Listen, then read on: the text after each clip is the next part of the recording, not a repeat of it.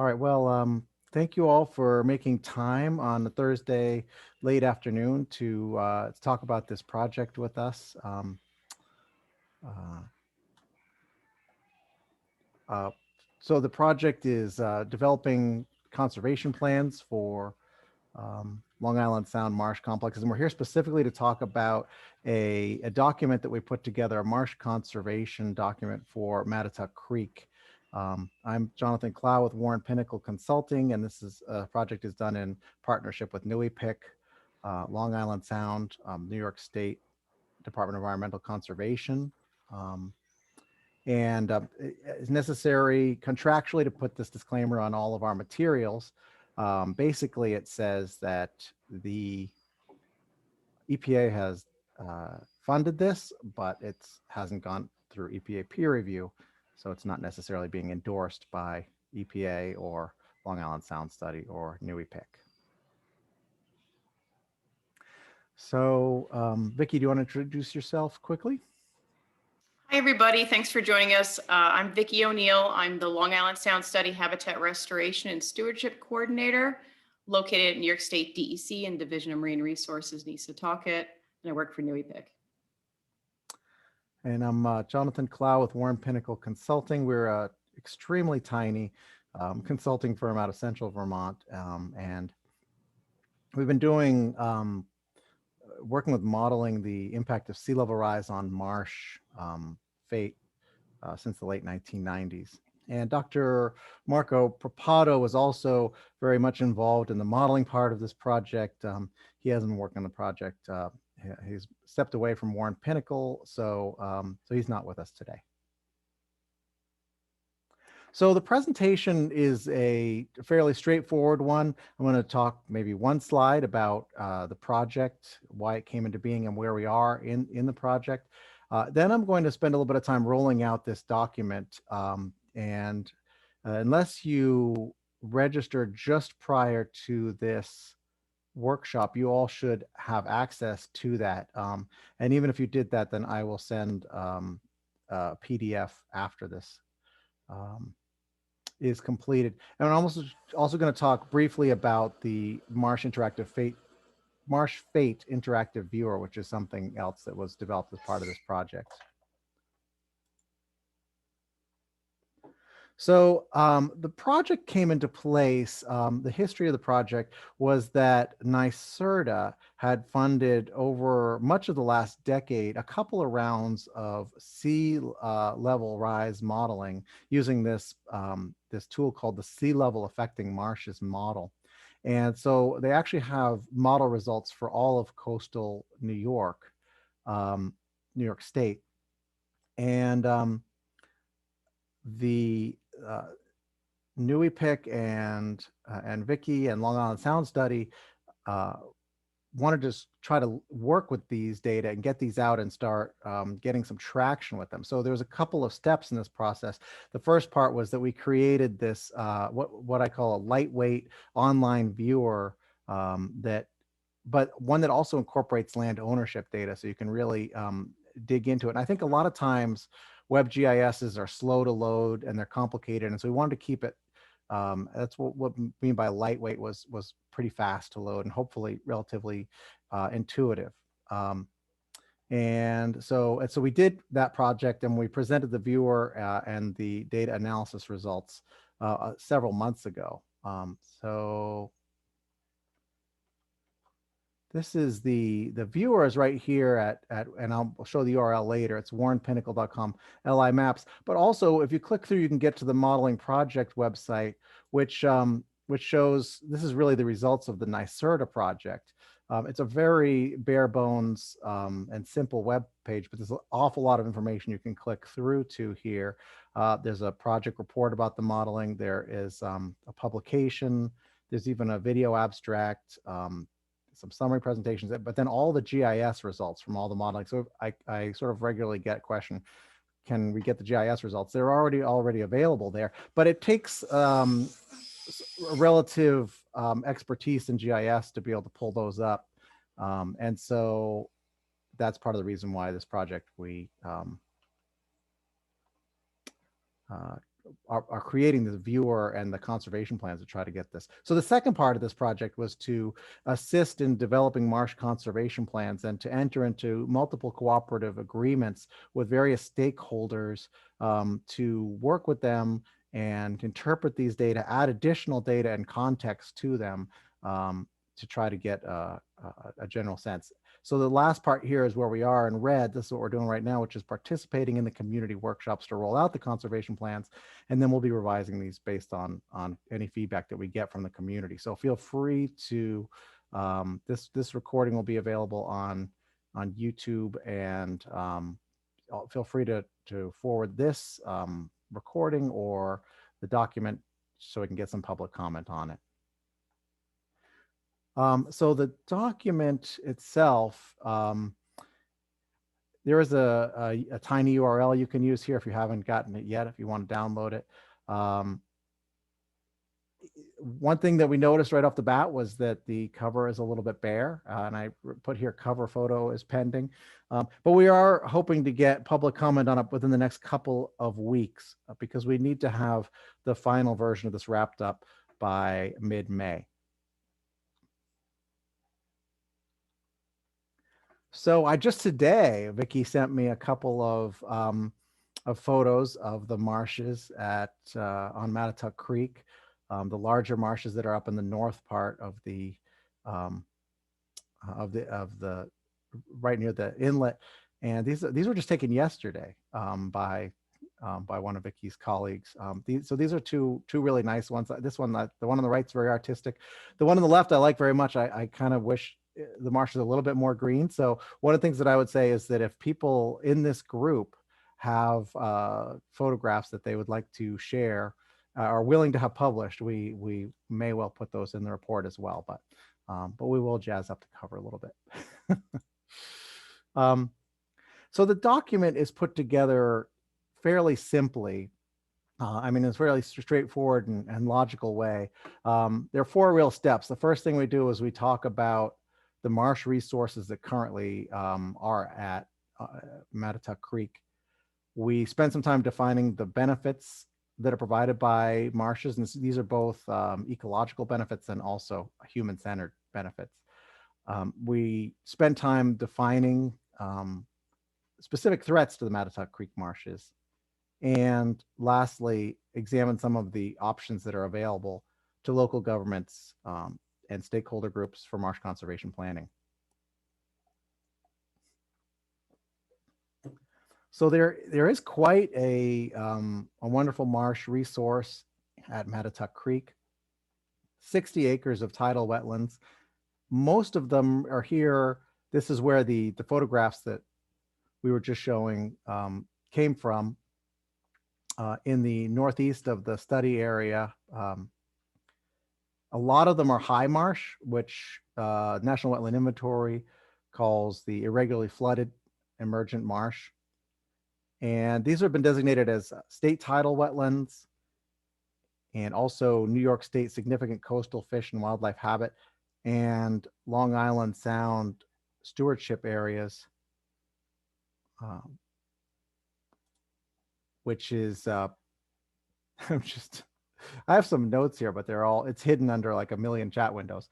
But the Long Island Sound Study stewardship areas are defined based on the ecological and recreational significance to the sound. So that's sort of a starting point. And the history of Mattituck Creek is an interesting one in that there has been a lot of relocation and movement. This map, which we got from Town of Southold Highway Map Book way back in 1932, has the approximate location of the old channel back in 1932. So over 90 years ago, probably in the early 20th century, the creek was relocated. The inlet was. And there's been a lot of modifications, as you can imagine, to the creek and its wetlands and its footprint through the years. This is a picture of the south end in 1954. And if you look at that same photo in 2016, obviously been a lot of fill brought in here, and the shoreline has changed considerably. Just to give a sense of what's been happening what happened in the long-term history with the creek. More recently, however, the story that's been told about Mattituck Creek is that the marsh has been relatively stable. So this analysis by Cameron and coworkers in 2015 looked at historical changes in marshes throughout New York State between 1974 and 2005 to 2008. And in very many areas along New York, there are very significant losses in the order of 20 or 30%. But the numbers here are very stable, almost identical, less than a 1% loss.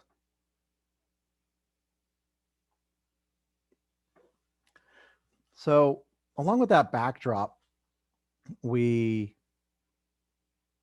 want to spend a little bit of time thinking about public versus private ownership of these marshes.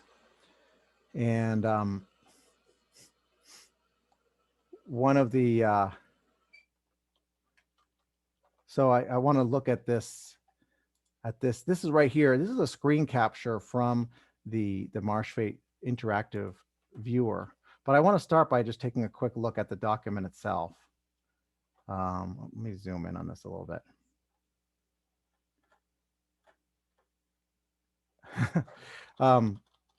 So just kind of following this is the National Wetland Inventory showing where the primary marsh locations are. And you already saw those pictures and these as well. So we're really following this pretty closely. So this is figure 4. And so what you're looking at here is that these blue polygons represent public parcels and the black polygons represent private parcels. So if you come in kind of close on this, you can see that a lot of these existing marsh resources are on public lands currently, although there are some fringes of areas that are marsh or potential marsh habitat that are on privately owned lands along some of the southern creeks. And figure 5 is a little bit different. What this is looking at is the results of some marsh modeling. And the way that we did this marsh modeling was we looked at uncertainty in sea level rise.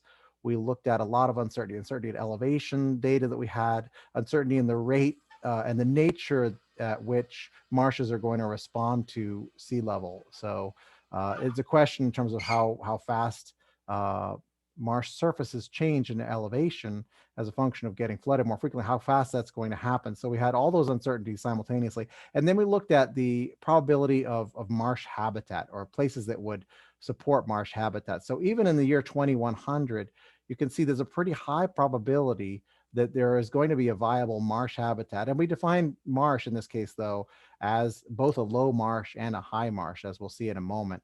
So there's a pretty high probability there, but this is really different over here in the previous figure. There's no marsh there. So this area here has a very high possibility, at least based on the tide range and the elevation of the land, it has a high possibility of supporting a marsh. So with that, I just want to go quickly into the viewer itself. And what you can do is you can just, if you're interested in Mattituck Creek, you can bring up the viewer at warrenpinnacle.com, LI Maps. I think you should have the link a few times. You can zoom right over to Mattituck Creek and you have this, and you can use some of these buttons to zoom in or out. One of the things to highlight here is a very comprehensive help file along with this that helps you move your way through the viewer. And we did have this a couple rounds of user testing and incorporating those feedback. So hopefully it's user friendly, but we will accept any feedback on this as well if you have any.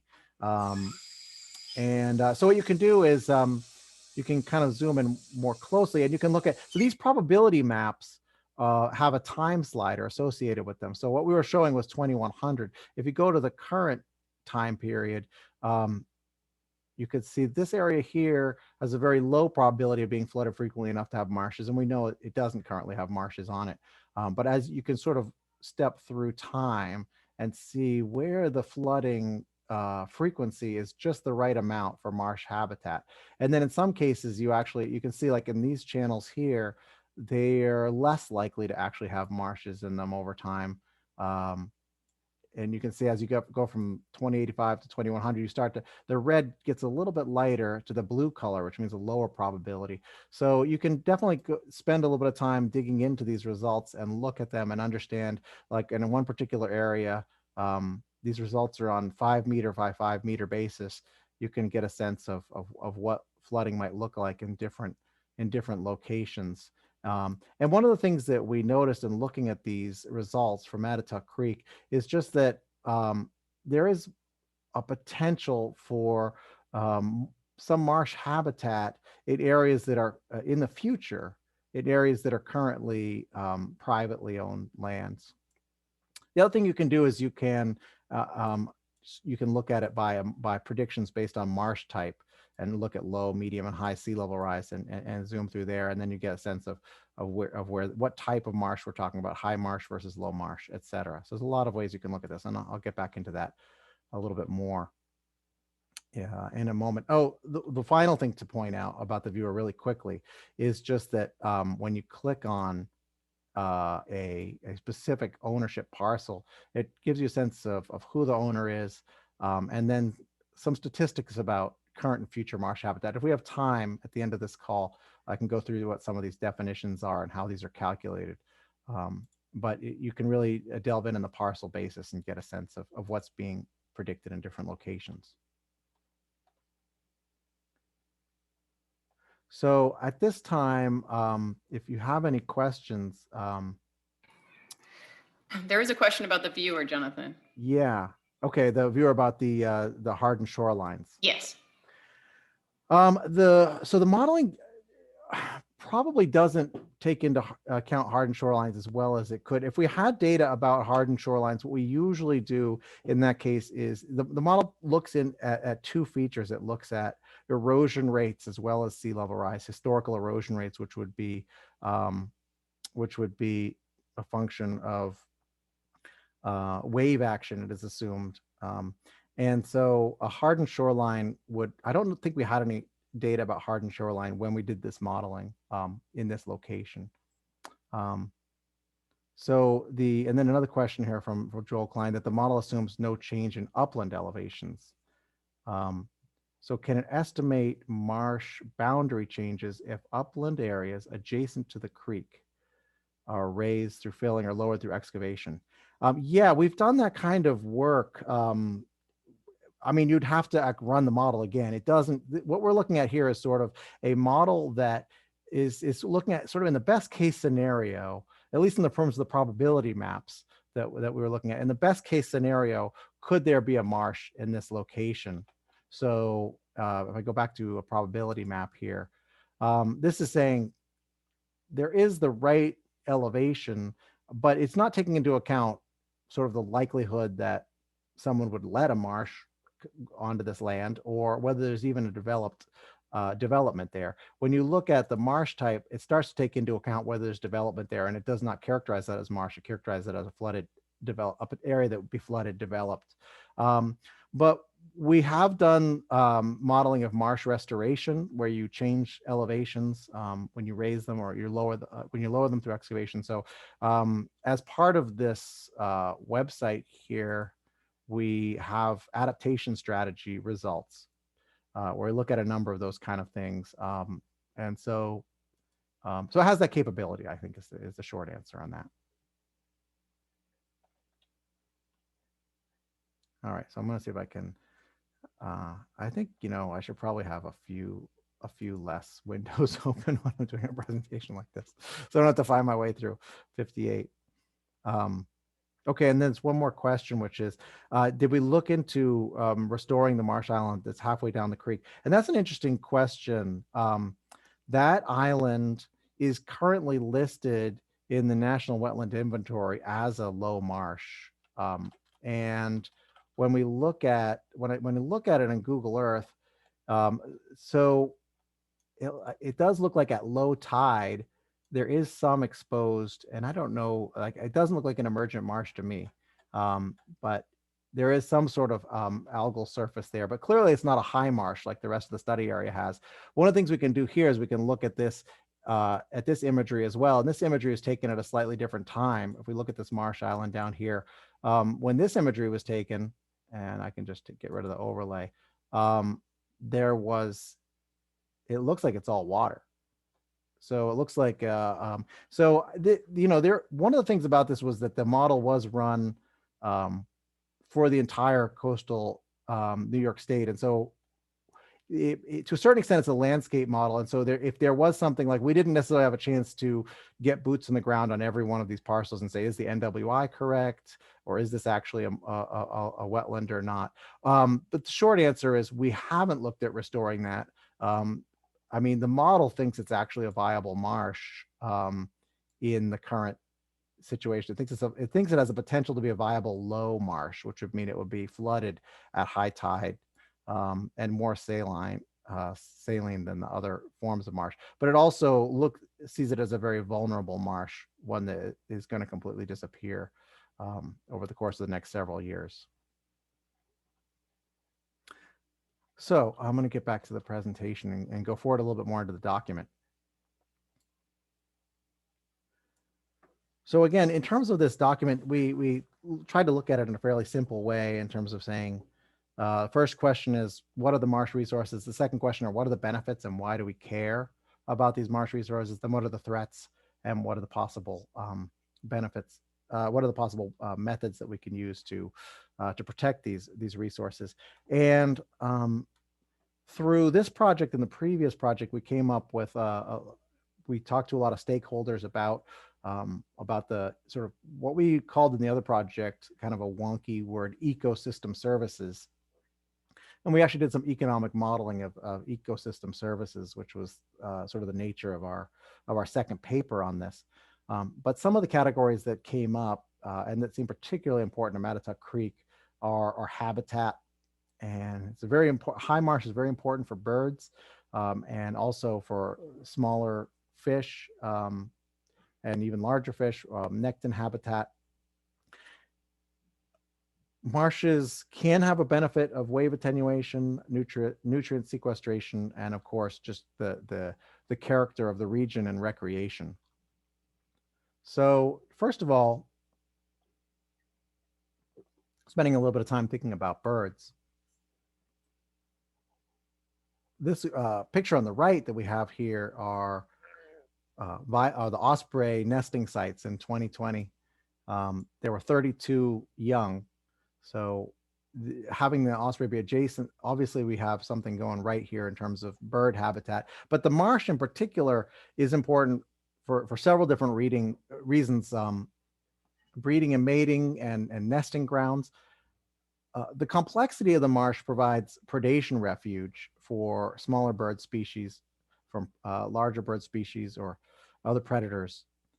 And that's something that in my history of ecological modeling that's come up again and again is sort of the complexity of the edge. And the complexity is just very important for our ecosystems to flourish. If you think about like a reef, for example. As well as being a rest stop along the Atlantic flyway. And the high marsh habitat that is currently here is especially important.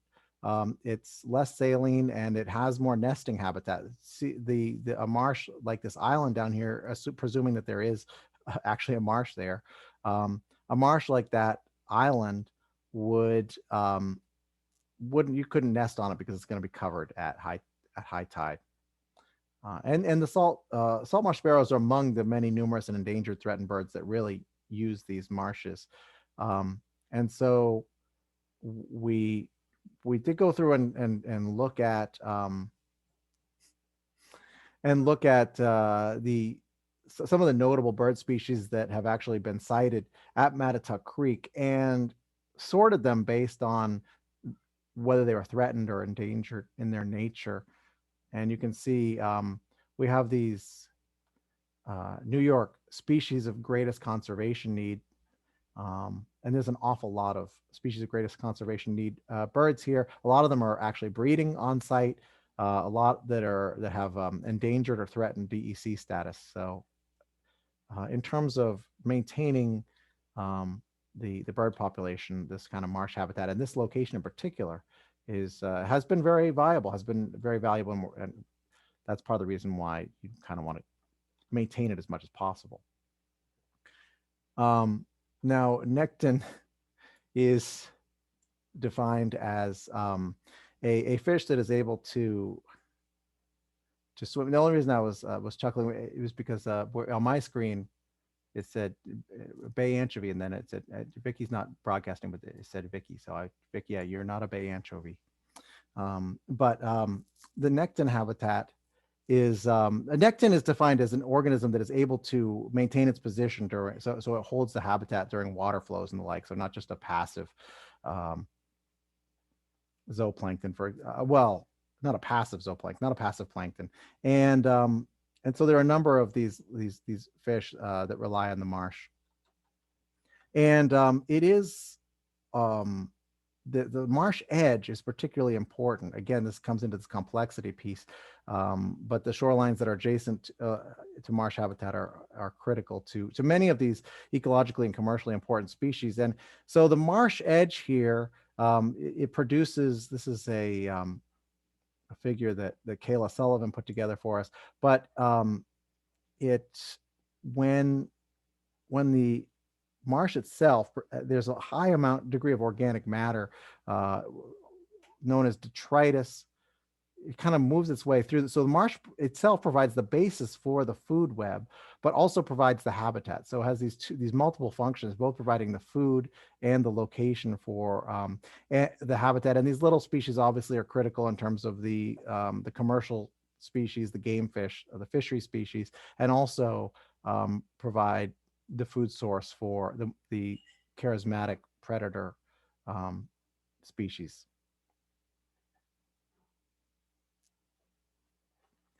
Now, another thing that has been a lot of study about is the importance that marshes have in terms of storm events and wave attenuation. And there was, a very recent paper by Sheng and coworkers, and they found that the presence of marsh vegetation substantially mitigates infrastructure damage to the shoreline. And they found a correlation between the percent of wetland cover and the relative structural loss on a wetland. Now, in Mattituck Creek, it may be that the location of these marshes, being sort of nestled behind this barrier beach and inside the inlet, it may be that it probably in most wind conditions, this is not a huge ecosystem service provided by these, but it is something to consider in terms of marsh benefits in general. And I think it is possible that under circumstances that if these were not there, you'd have a larger fetch to build up wave and you would have more rapid erosion. Another thing that might be more immediately relevant to Mattituck Creek would be the erosion control. And this is especially due to the below ground biomass. So essentially the roots of the marsh systems help hold the water to land interface in place and prevent sort of rapid shoreline changes. So another benefit from the marshes is in terms of nutrient sequestration and denitrification. So this is in terms of nutrients, we could talk about carbon in terms of the salt marshes often come up in terms of people doing calculations of blue carbon storage. And in fact, that's something that we added into the SLAM model by demand in terms of being able to calculate what the impact is on blue carbon. And blue carbon is the storage of carbon that would otherwise be released due to as carbon dioxide or methane.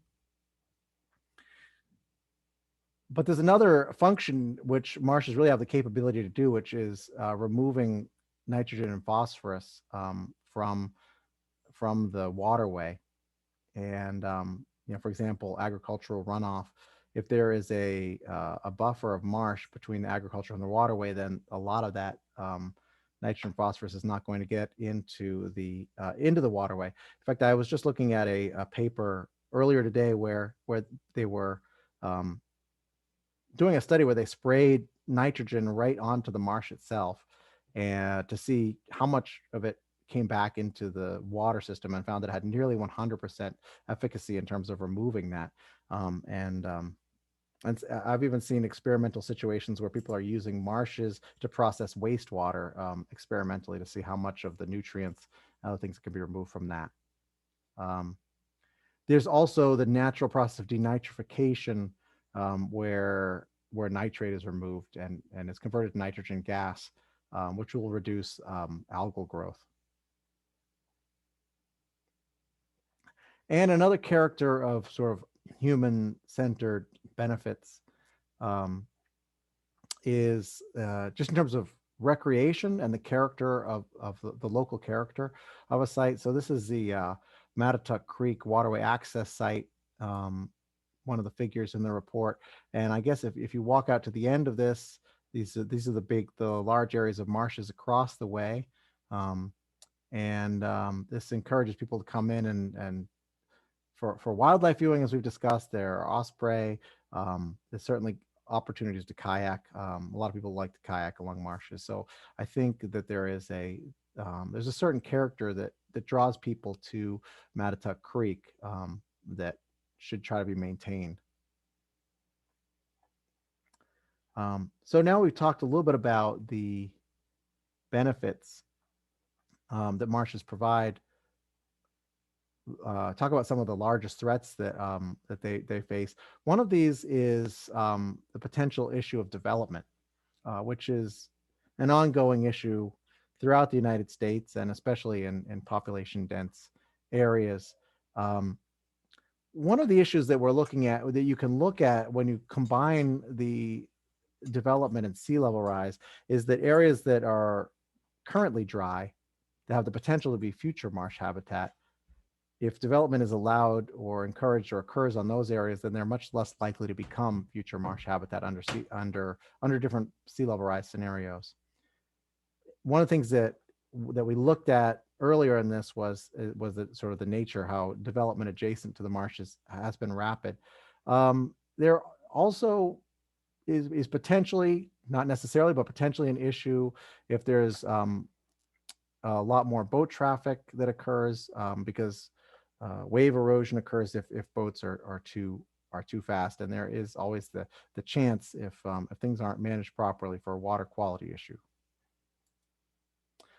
So this is a photograph of again these, so the largest marsh area to the northeast of the study area, or Mattituck Creek, whatever you prefer. And there's a lot of a forested area that's immediately adjacent to that. If you move to a more current date, a lot of that forested area has been taken up by homes. And so it's just something to be aware of, that in terms of being able to, in 1984, there was potentially more of a migration area for them to go, as well as the potential issue of runoff of nutrients coming from the houses themselves. And the creek does have some water quality issues. It got a reasonable grade from the Sound Health Explorer, which is a Save the Sound product from 2019. It got a B-, and the worst grade it received was for seaweeds, or rooted or non-rooted macrophytes, which macrophyte means a large leafed plant that's in the water.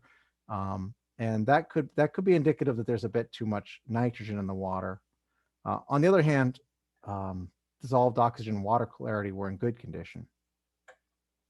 But and then it's worth noting that there are both seasonal and year-round shellfish closures in Mattituck Creek due to water quality issues. So just something to keep in mind when you're thinking about septic regulation and the like, the importance for that. So marshes, as we talked about, it's a little bit interesting thing with nutrients in marshes, because they can improve water quality by removing nutrients. But in that process of removing the nutrients, it often changes the nature of the marsh itself.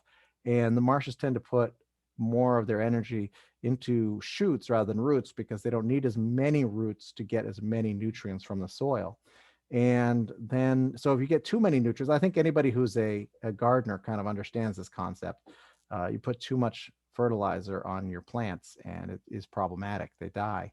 And in this case, that could potentially lead to erosion. So it's kind of, you could think of it almost like a threshold where a certain amount of nutrients, it may actually be good for the marsh. It may actually be good that the marsh is there to prevent those from reaching the creek. But if you pass a certain threshold, you actually start to get dieback and erosion. And that's, we were talking about the marsh loss trends from 1974 to the mid 2000s, and some of those may be due to sea level rise, but the sea level rise in New York hasn't been particularly high over those years. When you measure marsh elevation changes over time, they're usually about the same as, if not a little bit greater than the historical sea level rise. So there are some theories and some papers out there that suggest that water quality has been a big reason for the fact that overall in New York, that there have been historic marsh losses. So another threat is kind of, it's a little bit more straightforward in terms of being marine debris and microplastics. It's just that there are there's some studies that show that marine debris injures marsh grasses. If you look at the picture, you kind of think, I don't know why you'd need a specific study to show that, because obviously this is not going to be as viable an ecosystem with all these substances blocking out light, etc. And I think we've all aware of the potential for harming of wildlife through consumption of plastics and entanglement. The thing that is been very interesting is sort of a new area of research are these microplastics. And we've all known that it takes hundreds and hundreds of years for plastics to actually degrade. But over those hundreds and hundreds of years, they break down into these tiny little fragments that have been entering the food web, and through biomagnification, which basically means that the predator has higher concentrations than the prey does. When you get up to some of the more charismatic species, some of the predator species, you can have very high levels. And the issue with plastics are, first of all, simply having them in the organism can reduce, can have negative effects on the organism. But there's also a process where they break down in the organism and release daughter products, which are potentially toxic. So I think it's an area of ongoing research and interest, but it's becoming clear that it's a larger project. It's a larger problem now than was previously realized. And then the other threat, which all of these other threats kind of combine with, is this issue of sea level rise and the potential for sea level rise in the future. So at least in terms of again, you think of these model results as potential marsh habitats. I think if you looked at these results, you could probably say, is every one of these pixels a viable marsh? Perhaps not. These are kind of the best case scenarios in terms of the amount of flooding that occurs, and whether a marsh habitat could occur there. But if this is the current condition, if we kind of step through this, and you look at this would be a medium sea level rise. So we use the governor has some guidance, as the New York governor's office has some guidance in terms of sea level rise for planning. And in terms of medium sea level rise by 2055, you can see that there starts to be some expansive flooding down here in Mattituck, what is called Mattituck Creek, at least on this map, in the southeast of the study area, some additional flooding. And then some of these public lands up in the north flood a little bit more.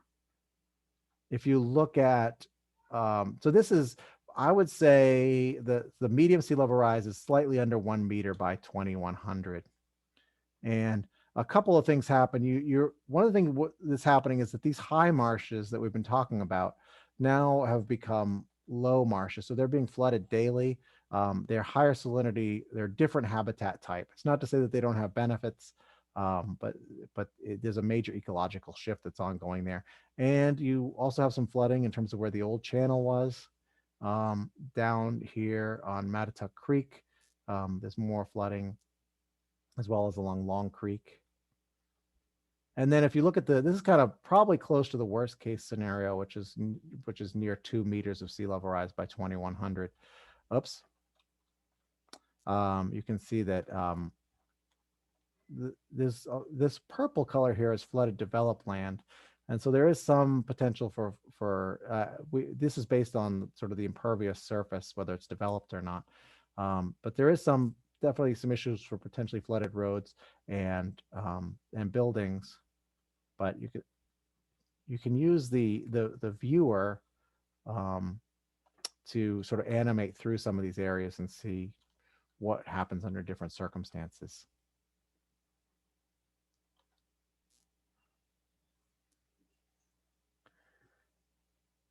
I don't know. Feel free to ask any questions through the chat, or if you would like to raise your hand, we can unmute you and you can ask a question that way as well. So under this backdrop, I guess the question is, what does this all mean? And this is kind of the purpose of this project is we have the sea level rise modeling. We have a resource that we care about. Is there planning that we can do?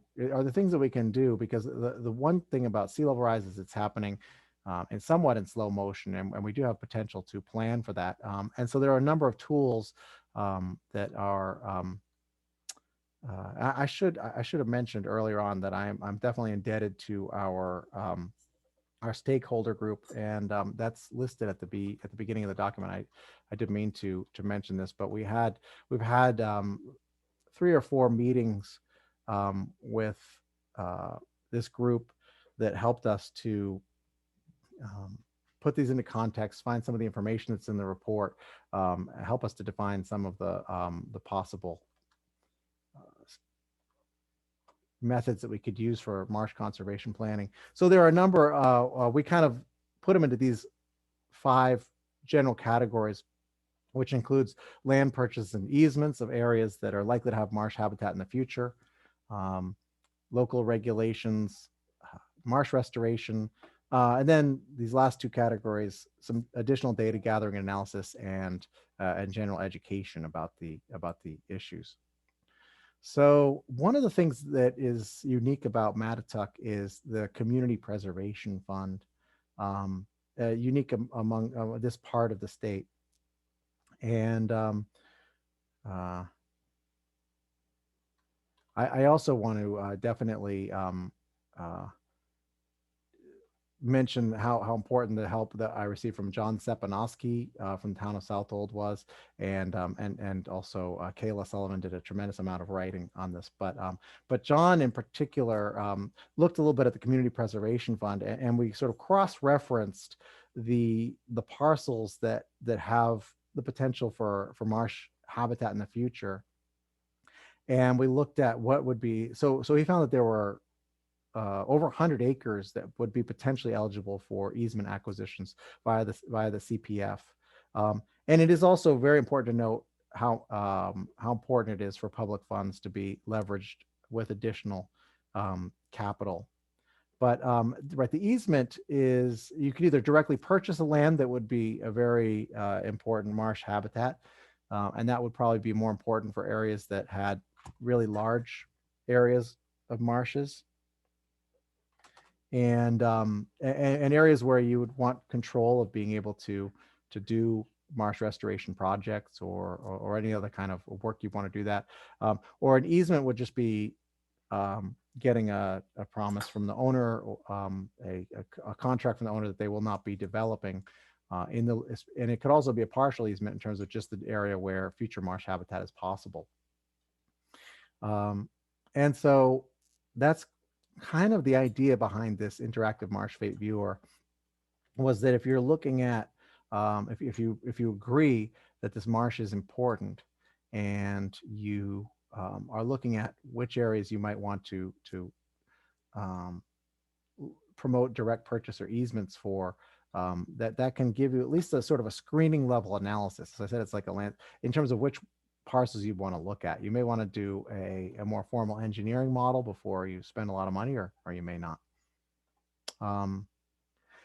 Another piece here is in terms of local regulation, looking at the comprehensive plans for towns, how important it is. It is in town comprehensive plans, you kind of outline your overall goals, which then guide future policies. And it can be, the preservation of marshes can be mentioned in those in terms of their enhancement of habitat, both habitat services and the local character, as well as this issue about water quality improvement and how important that is to ecology. It's just another justification for continuing to work on water quality.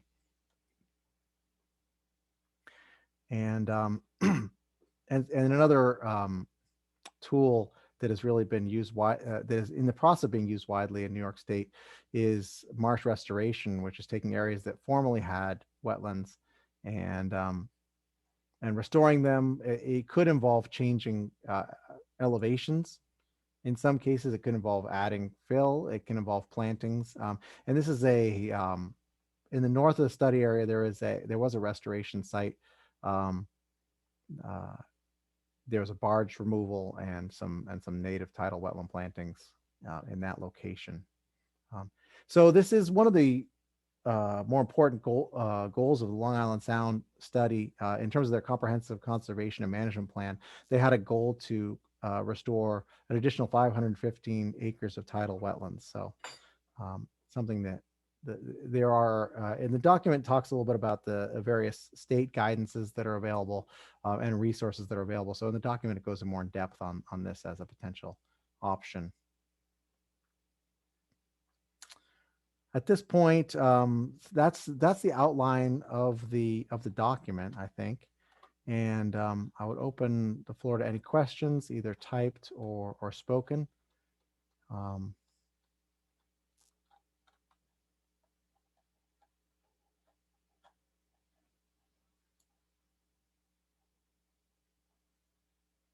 see Vicky back again. Oh, and then I just have a few more things to go through. But basically, you can see that in terms of the presentation, just follows exactly the format of the document. So what we would really like to get, just going to jump to the end here, hopefully without, oops, that was not, is We have a hand raised here, okay. so. All right, great. So I'm going to allow to talk. So Doris, you can unmute, and then I think we can hopefully. Okay. Hi. Hi there. I wanted to mention that the area by Long Island Sound to the east is owned by Mattituck Park District. It's not public. Just to let you know that. I don't know. So it's listed as Matatuck Park District, and I guess I don't know. Yeah, I don't know whether this is one we went. It's interesting because we actually these are the public property and private property information is from Suffolk County, but there were some areas where we found that there needed to be some correction, and something like the park district, I don't actually personally know that that's just it's private, or is it quite quasi public, or I guess you're just saying it's strictly private. Well, it's private and for Mattituck Laurel residents only.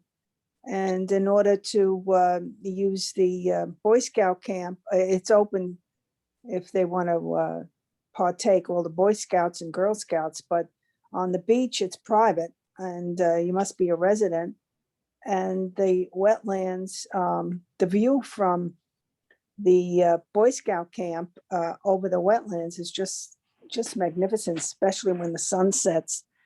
But I had a question about the marshland and the easements. Now, I understood you couldn't do anything on marshlands if you owned property that ran into the marshland. And I'm thinking about homeowners that abut the marshland. Are you suggesting that maybe the LPC or the CPF go ahead and purchase from the homeowner the development rights? Because I understood you couldn't touch that stuff. In other words, DEC says 300 foot you, back. you can't have any kind of building out. I know people who live there. I'm just asking, how do you purchase the development rights when you can't really, as an owner, you can't really use it anyway? Yeah, well, I would say just like, for example, let's take a look at, I think what we're suggesting is areas that have the potential for future wetland. Like, for example, I don't want to get controversial and talk something specific about a specific parcel, because this is all, but if you had a parcel such as this one, where currently there's no wetlands, but if you look at, by 2055, by 2070, there starts to be some real potential for wetlands. That may be something that you would want to purchase development rights for areas that are currently dry, but have the potential to be in the future wetlands. I think that's more what I had in mind personally. So you're saying that, let's say the Land Preservation Committee would look at a low wetland, and then it has a potential of becoming a high wetland and developable. We could purchase that? Yeah, I was thinking more like, so what happens under sea level rise is that the footprint of the marshes changes. So let's take a look. This is probably a good site to look at, because here we are. This is owned by the state of New York. And so currently there's not a lot of marsh on this site, but it looks like because of its low location, it has some real potential in the future. This is under a medium. This is probably, I would consider this to be sort of a most likely scenario, that by 2070, you're going to have a lot of flooding there, some very regular flooding occurring there, and it potentially could be a really large wetland location. So the question is, in the future, do you continue to use that in its current format? Do you build a wall that allows that to remain dry?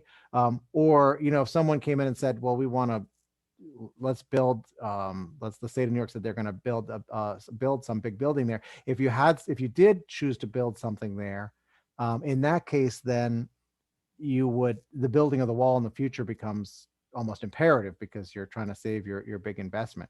So I think it's just a matter of what we're suggesting is looking at future conditions and making your local governance decision, whether it's purchase of easements, whether it is in areas that are currently dry but have the potential to be wet later, because I think those are areas where there's a little bit more currently there's a little bit more flexibility in terms of landowners, in terms of what they could or could not do there. Oh, That makes okay. Yeah. Yes, Okay, it good. makes sense. Thanks. Thank you. I appreciate that.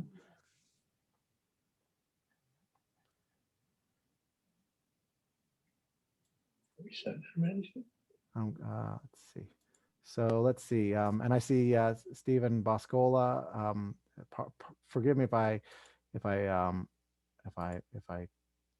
slaughter the pronunciation of anybody's name, but I could answer your question. No, you got it right. Okay, good. Thanks. In the purple sections there, the flooded development of dry land as time goes on, is there an indication of how high those I guess how much above current sea level those areas would go? Like, does the purple mean 2 feet of water or 10 feet of water? I guess is my question. Yeah, that's a really good question. Let me just put off the tax boundaries for a minute so we can see a little bit more clearly. I think so. So basically, what ends up the way that the and this is not a great case because it's showing areas that are already currently, but the way that that this works is this purple boundary is an area that would be predicted based on, and this is a combination of the LiDAR, which is sort of elevation data that comes from usually airplanes or drones and lasers. So it's pretty high quality, but it's not perfect. Plus the sea levels. So when you have an area termed purple, what that means is that based on the current tides, that those areas are going to get flooded at least one time per month. And so it's just like a threshold. Once it gets flooded at least one time a month, and we don't know whether it's going to get flooded, like it could get flooded twice a month, 3 times a month. It could be a foot deep or it could be an inch deep. And it's actually interesting because the state of Connecticut has that exact same question in terms of we provided some of these results for them. And we specifically this summer are going to be working on some scenarios that will answer that question in terms of road flooding depths. So the model has that in it, that capability to tell you, what the road flooding depth will be, like how purple this is. It just Right. it historically hasn't put that out yet. It hasn't been something Got that it. came out of the model. Yeah, Got it. Okay. Thank you. sure. Some comments and questions in the chat. Okay. You want me to read them, or would you like to read them yourself? Why don't you go? Why don't you? Okay, first one. Thanks. Did the wetland projections, especially the freshwater ones, take into account a rise in the water table to be expected with the anticipated sea level rise? Is that from Chris Schubert? Yeah. Yes. Well, that is a good question. Well, the thing is, I think what we're looking at here is, as you can see, we've got some freshwater non-tidal and freshwater tidal. So you have this green and this yellow color, this dark green. So we have this little patch out here that's perched up at such a high elevation. It's not even, it's not really, it's not having any issue with the, I guess this area right here, this green area is potentially having some interaction, although it's apparently high enough that it's not getting saline yet, even under the high, under this sea level rise.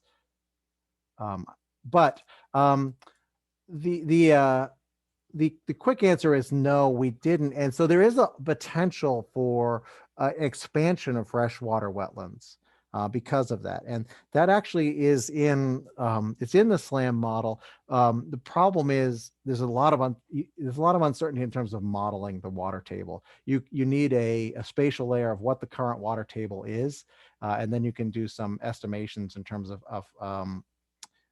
how much the saltwater table is going to lift up that freshwater table adjacent to these areas. And we did not have those data for this study, and so we didn't actually do the freshwater modeling. So in a way, it is certainly possible that some additional expansion of freshwater wetlands adjacent to here could occur if sea level occurs. That's a really good question. Okay, John Stepp just clarified, the park districts are public but limited to residents of the park district or subject to park district rules. Some districts allow the general public too. So yeah, thanks. Yeah, it is. It's the whole public to private thing is, I think, a little bit it's more of a gray area than I thought at the start of this. It was kind of like, oh, that's public and that's private. But then sometimes you look at areas that they're private, but they have community owner, like they're a land trust community ownership, and they have a lot of easements, and perhaps they are not that much different than public land. But in terms of our viewer, we just have that sort of that blue and black dichotomy that you were looking at there. Oops, let's see if I can get the, yeah. And so it's a little simplistic. Do you want to ask the next question? okay, the next one is from Camillo. He asks, did the modeling for sea level rise use sedimentation rate or mineral accretion? Restoration plans may need to include mineral accretion factors such as maintenance of tidal channels or creation of runnels for tidal connectivity. Yeah, we did take into account mineral accretion, but the one thing about this model is, as it is a landscape model, and it's run at a 5-meter interval. It's not a hydrodynamic model. So we're not sort of modeling individual bits of sediment as they move around, or there's no sediment mass balance there. So what we do instead is we look at data about what mineral accumulation rates are occurring on which type. So like where the beaches, how much the non-vegetated areas are accumulating, how much the vegetated areas are accumulating. And we know that with the vegetated areas in particular, there is a feedback that as they start to get flooded more frequently, more minerals accumulate. And so we have that feedback in the model, but it is an uncertain feedback. And that's one of those areas where I said, when you look at the uncertainty scenarios, the probability maps, we kind of put a wide bound around the reason it's a probability map is because we don't know what the sea level rise is going to be exactly in 2100, but we also don't know exactly what the mineral accumulation rates would be. So again, in a way, it's almost like a bit of a screening model. And I think this, what you're saying here about restoration plans and maintenance of tidal channels and runnels for tidal connectivity, that is super important. So this is sort of like a screening analysis that says, this area, this public land here, that could be a pretty good candidate for a marsh restoration project, given what's going to be happening over the next 70, 80 years. But it's not saying exactly what that should look like or how that should be engineered.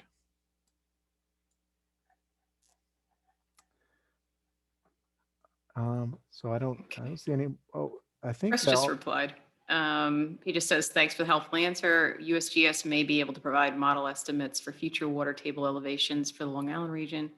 And so Kayla, Vicky can let me know if this is something you want to pursue. Yeah, I mean, that would be a really interesting project, and it's something that the current, I think that would be really an interesting situation. The piece that we had in the model previously tried to sort of estimate what the water table was based on where the freshwater, the current elevation of the freshwater elevation, but it was too simplistic, and so we thought it was better to not include that in this analysis. So the last things, oops, I didn't mean to do that. The second time I've done that. All right, clicked on the wrong little icon. So just a little, just a few high points about the Marsh Interactive Fate Viewer. That is another part of this project. One thing that I wanted to point out was that we actually have some presentations about the Marsh Interactive Fate Viewer on the Warren Pinnacle Consulting YouTube page. This is for earlier in this project, and these are long. They're hands-on training. So if you really were interested in this, you could watch some or all of these. If you didn't get all that you needed, it gives a lot of background in terms of the modeling and the like. And the one for that focuses on the eastern part of Suffolk County is this one here. It's a little unfortunate. Oh, here we go. NEIWPCC Marsh Conservation Planning for Eastern Suffolk County. It's a little unfortunate that they all have the same title. I should have put the county first. And my daughter likes to make fun of me for my 31 views. I tell her that I'm going viral with 31 views. But you guys really are beating. Who is this? This is Nassau County. Only had 2 views. So you have 15 times as much interest. But these help me push my views. Smash that subscribe button. No, I'm just kidding. I think I have 1 subscriber. I think it might be me. It's a utilitarian YouTube website. I get it. I see Chris's hand is up. I don't know if he wanted to ask a question. Okay, great. Yeah. Go ahead. Hi, Chris Shashkin from Mattituck Park District. I just had a question. Earlier in the presentation, you mentioned community preservation fund. Right. Is this something that's in Mattituck only, or? Well, funny you should ask that, because it's a public, it's in the document, but it is it is managed for each of the 5 East End towns of Suffolk County. And so there's a 2% real estate transfer fee that goes into the Community Preservation Fund, and it has a multi-use, so it can be used for protecting farmland, open space, and community character. And all, as well as more recently, water quality improvement projects. So a number of these come into play in terms of, open space, community character, and water quality improvement, as we've been discussing. Okay, because there is a, I'm sorry, I had to take a call from our attorney. Doris McGreevy was speaking. She's a former commissioner of the Park District. And there is a plan by this is not really marshland near the creek, but Wolf Pit Pond, which is up Wickham Avenue, has become very polluted. And there's a plan to stop runoff into it by creating a small drain on adjacent park property, and then eventually to clean up the pond as well. So would funding like that from the CPF be appropriate for such work? I mean, to me, I'm not the expert on this, but to me, it does seem as though if it matches invested towards water quality improvement projects. So I think it's I do think it's a possible. It should be something you should look into. Let's put it that way. Okay. Yeah, perhaps something to discuss with the town of Southold. Right. Might be. Okay. And is there anything that we need to do at the Boy Scout Lodge for the marshland that's there? Yeah, I mean, I don't have a specific answer. That's I'm still looking at it a little too high in the sky. But like if we're looking at, I would just look at these results and recognize that they're somewhat uncertain. But yeah, it looks as though there's a potential for some additional saline intrusion in this area. I'm thinking this is the area you're talking about over here. No, on the east side of the creek. Okay, Bailey Beach, and just a little bit up from where your hand is. Keep going. And now just slightly to the left. Yeah, all that to there. That's state over there, and the next one up is the Park District. Yeah, if I look at imagery here. Well, I think I think that these are questions to just be kind of aware of. I would say this is the medium sea level rise is kind of the most likely sea level rise scenario. So you may want to consider looking at that and say, the thing is, it looks like in this area adjacent to these high marshes, my opinion is that there's a fair amount of vertical relief here. And like, even when you go to the highest sea level rise scenario, and there's a little bit of expansion, but not as much. This is the worst case scenario, really, and this is by 2100. And so the water's kind of staying. There's a fair amount of, this is where the LiDAR elevation comes in place. These areas might not, there might not be as much expansion, which is both good and bad. It's good in that some of the resources over here are protected, but it's bad in that under the worst case scenario, what we're looking at here is that this gray color here is an unvegetated flat. This green color is a low marsh, and this clear is open water. So what we're looking at is potentially a major change. Like there's really no place for the marsh to go. It's squeezed because there's not a whole lot of elevation here. So in the worst case scenario, you lose a lot of it. In a more moderate case scenario, it changes its character from a high marsh to a low marsh. But again, this could be a little bit along the lines of what we're talking about down here in the island, where the model is saying this is a low marsh. Well, you look at the imagery, is that a viable emergent marsh? I guess it potentially has least, I mean, this could be being taken at high tide, but it doesn't, even in the other Google image, I don't see, evidence of an emergent marsh there. I don't know if I'm answering your question, but I think the thing to do would be if you're interested, would be to find the particular parcels that you're interested in and look at some of these projections in terms of what's going to flood under different scenarios and understand them, and then decide what sort of action would be beneficial. Mhm. I don't, this is not really marshland. If you just move the map slightly so you can see the western portion of the jetties. So you see that blip on the west side, on the western jet, that thing sticking off the blue line. Sorry, we're Oh. for some reason this one pixel, this is not loading, but Yes, so, that's fine. But right there, move your hand right to the right slightly. Yeah, so there's a sandbar that's now emerging there, and it's actually a lot larger than that, which is going to be causing problems for boat traffic. And also for people who think, oh, wow, Matatuck has a brand new beach, let's swim there. But the currents are very dangerous, especially when the tide goes in and yeah, I out. can see that. And then with boats going by, even though they're supposed to go at wake speed, it's still not really an ideal swimming area at all. Well, I think that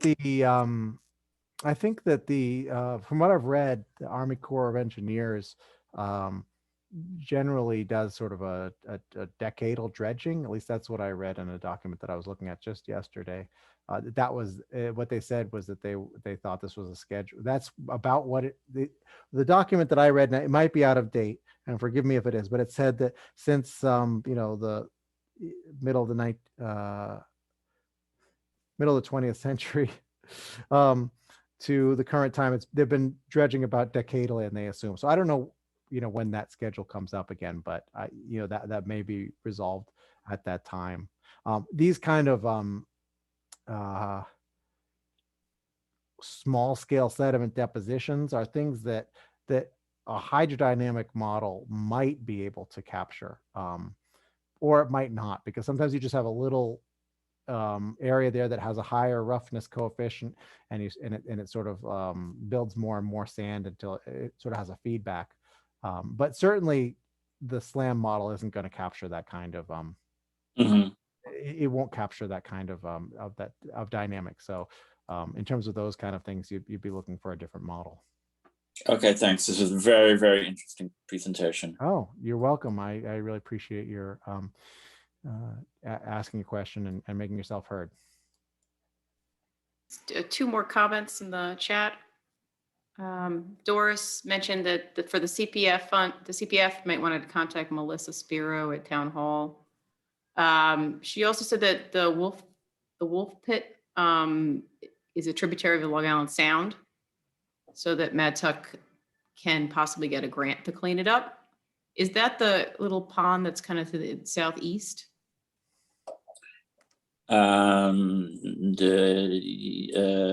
Where the hand is, no, that's Matatuck Lake. No, it's you have to go in. Yep. And a little northwest. No, it's in the creek area. Yeah, but no, that's not. So Long Creek is there, and you might have to zoom in. It's just south of Long Creek. Okay. Well, we can find that in her at another time if it's not. It should be visible here somewhere, but I don't know. It's right there. It's right there. It's right there. See that kind of like darkish green? That green lake. No, I still don't see it. Sorry. Yeah, it's just to the right of your hand. Oh, okay. All right. There we go. Boy, that really blends in, doesn't it? Yeah. Yeah. To me, it looks like, and Doris is correct. It looks like at one time that was part of the creek, and then it just, I guess, got filled in between. Well, that's interesting. Let me just take a look and see. Right. So I don't, in terms of like looking at if that would get connectivity again, it does look like it has the potential to get reconnected again. under the worst case scenario by 2100. Again, you have to take these into context. If I look at the more what I consider the most likely scenario, it does look like it has a potential, in the next 80 years to be. Well, there are homes all along that. Right. So that's that's really, I think, the part of what we're thinking about here is, recognizing that there is this conflict, trying to figure out what we can do to manage that, so that obviously we're not advocating that everybody, that all the any home that might be flooded in 20, 50, 80 years, that they all be abandoned, but just that these be things that people take into account when they're thinking about the different levers that local government does have control over, to be aware of these. So if someone said, what, though, we're going to triple the size of this house or whatever, that might be something that you'd think about. Okay. So Steve Schott just mentioned regarding Chris's conversation with the Bailey Beach Road area and the marsh there's a greater than 6 foot change in elevation from the marsh surface to Bailey Beach Road. The marsh in that area is predominantly small form Spartina alterniflora, high marsh already. And so Melissa very kindly put her email address in the chat. So if I may like to contact her about CPF. Okay.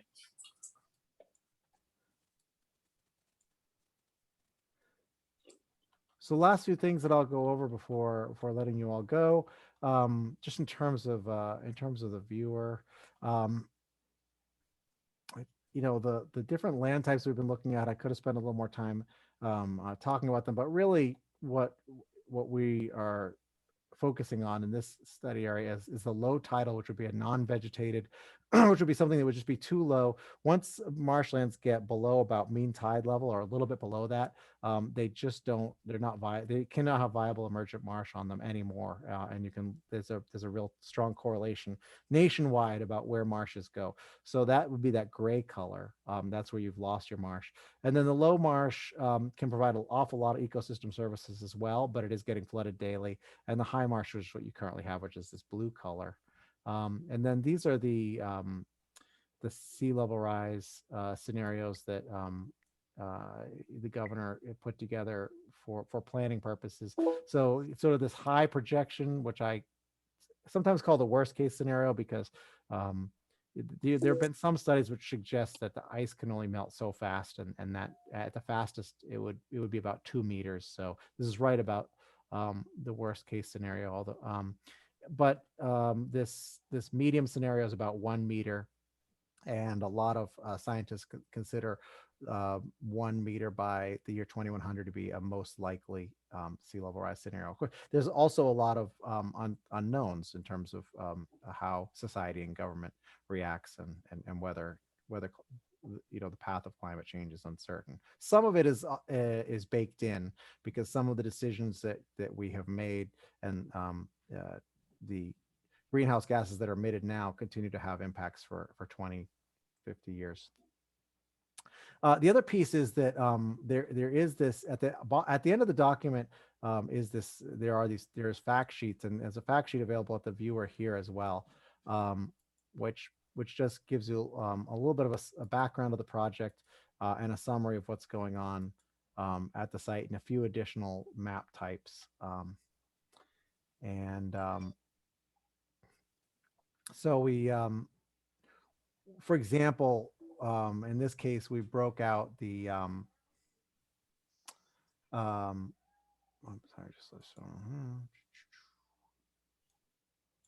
so in this case, we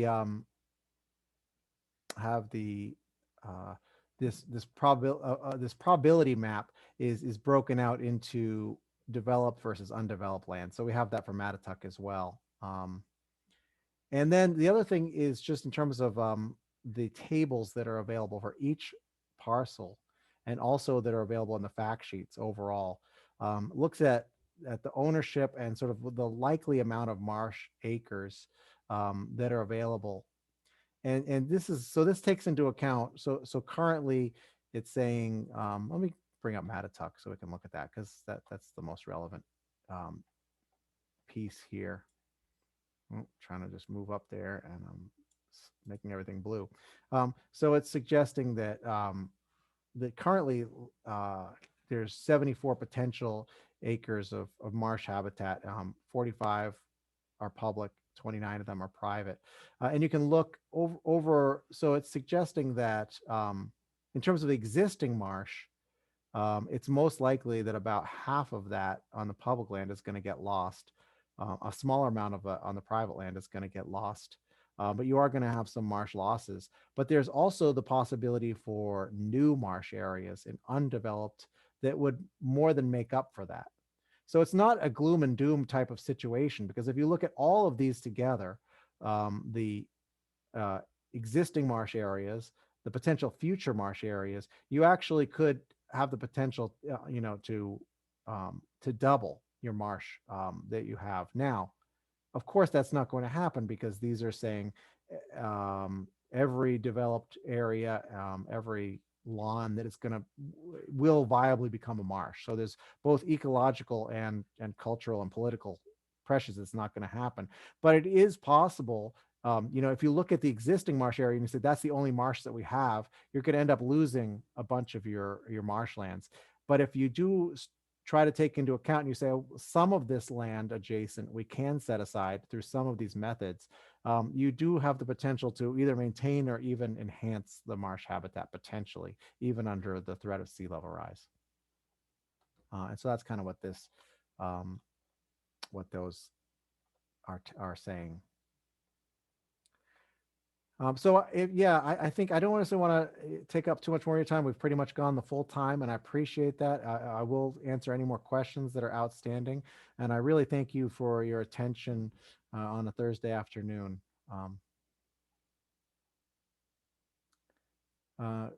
Vicky, do you see any additional questions or hands? I didn't see any other questions. I don't know if you're going to go over how to send us any comments. Yeah, thank you. Okay. Yeah, that's great. I appreciate that. Just go back to this and leave it at this. It's the last. Is it the last? Yes. So, this project was a bit delayed. We're actually hoping to do this meeting with you in person, but of course that doesn't happen. Not for a little bit longer, and but it got delayed, and we kind of have to have everything wrapped up by May. And so we would like your public comments within the next couple of weeks. And this can include, if there are benefits that you think should be highlighted that we didn't highlight, if there are threats that should be highlighted, if there are things that you disagree with and you think that there should be an alternative viewpoint offered, we will definitely accept all those comments, and we will either respond to all of them or make changes to the document as the case may be. And then we will be putting out the final version of the document itself, probably in mid-May.